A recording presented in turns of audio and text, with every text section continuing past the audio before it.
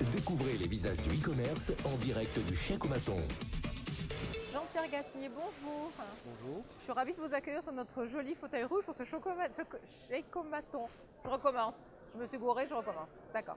4, 3, 2, 1. Jean-Pierre Gasnier, bonjour. Bonjour. Je suis ravie de vous accueillir pour le Chèque-O-Maton.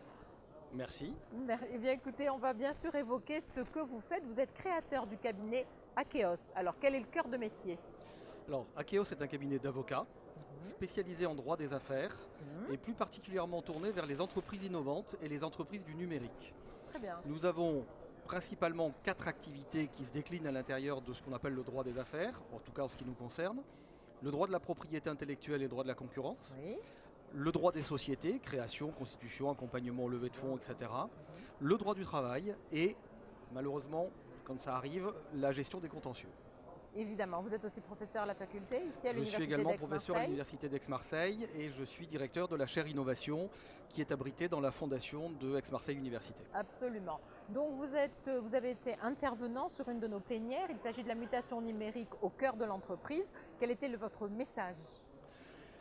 Je dirais que le message c'était de dire que on peut voir la transition numérique de deux façons. On peut la voir en se disant mon Dieu, comme c'est compliqué et comme ça ne rentre pas dans les schémas avec lesquels nous avons fonctionné pendant des décennies. Et à ce moment-là, c'est le cauchemar du juriste. Ou alors on peut le voir à l'inverse en se disant quelle magnifique opportunité. Quels sont les outils dont les juristes disposent qui peuvent être au service de l'entreprise?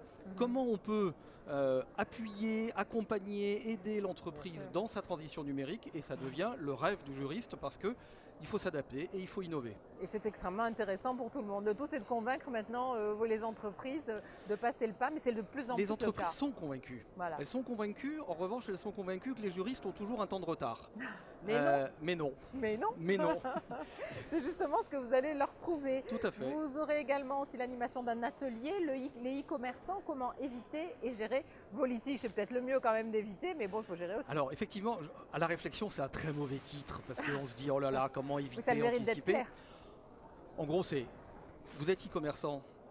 Si vous ne voulez pas avoir de problème, quelles sont les bonnes pratiques? Voilà. Je ne parle pas de attention, on n'est pas là pour jouer les pères fouettards. Il y a des réglementations à connaître, mais il y a surtout des bonnes pratiques à mettre en place. Voilà. Et tout mon message, il va être là, c'est-à-dire, en fait, il y a 4 zones de risque parfaitement bien identifiées. Les clients, les fournisseurs, les tiers et les administrations. Donc avec Comment ça, on fait? les champs sont clairs. Il suffit juste de voir maintenant Exactement. comment on va Exactement. agir.